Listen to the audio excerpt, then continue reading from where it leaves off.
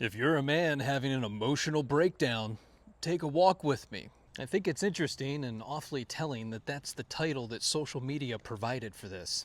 It just goes to show you how important language and words are, especially the ones that you use with yourself to build your internal narrative. Of course, the first step is acknowledging that you have an internal self.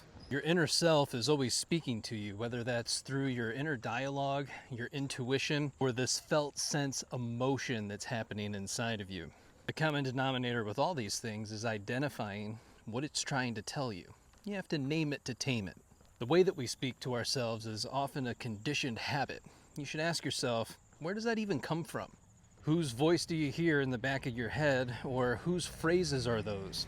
It's usually someone who's close to you and you've adopted this way of thinking as yourself. At 5 years old, I had it pretty locked in. I'm not good enough, I'm not smart enough, and I just can't do this. For many of you today, it might sound like I'm broken, I'm behind, or I'm failing. There is no such thing as failure, by the way. There's just information that's going to make you better because you're supposed to learn from it. And if you've never done that thing before, how can you expect yourself to be good at it or successful? Whatever it is that you're trying to do it again, and then keep doing it over a long period of time. Those words that you use with yourself have the power to lock you into a victim mentality. This thought process also becomes a mental prison, but it's definitely not a permanent one. You can absolutely break out of it, and part of breaking out is developing a new relationship with yourself. It starts by asking and answering questions like, who am I? What am I doing? Where am I going? And why am I doing it? Instead of saying and accepting I'm broken, you can say right now I'm facing challenges that I've never experienced before. I recognize that I haven't developed the emotional maturity or the skill sets necessary to be able to navigate this experience successfully. A lot of you might hear that and start thinking, well, that just sounds like you're trying to avoid accountability. And it's actually the exact opposite. You're finally learning the importance of having an honest conversation with yourself, and you're taking the opportunity to look at yourself in the mirror. As you write all this information down and you take notes on your own thought process, you begin to realize that you might have to ask for some help. This also causes you to take a mental inventory of all the relationships in your life and to ask yourself, is it getting me closer to or further away from my goals?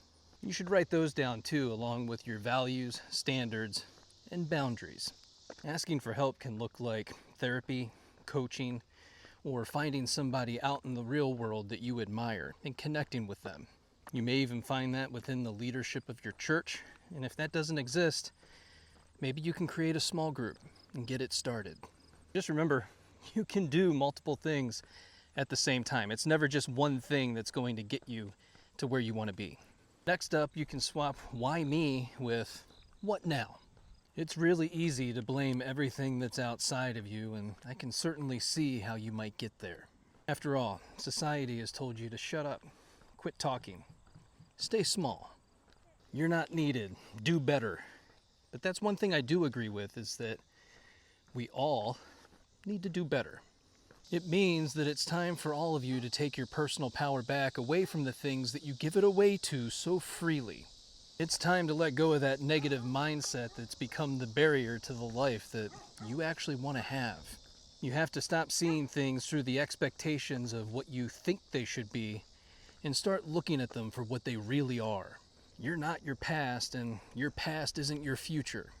Self-ownership and self-compassion are the keys that are going to help you get there. Asking yourself, what do I want and what now, has the power to shift you into taking action. That's why it's important to use words and language that ground you in the present moment. Breaking down and crashing out tends to spiral because your mind stays in abstraction or preoccupation. Instead, get outside, go for a walk, touch some grass, get some sunlight. You'll feel better. Work out, read your Bible, journal on it, and breathe.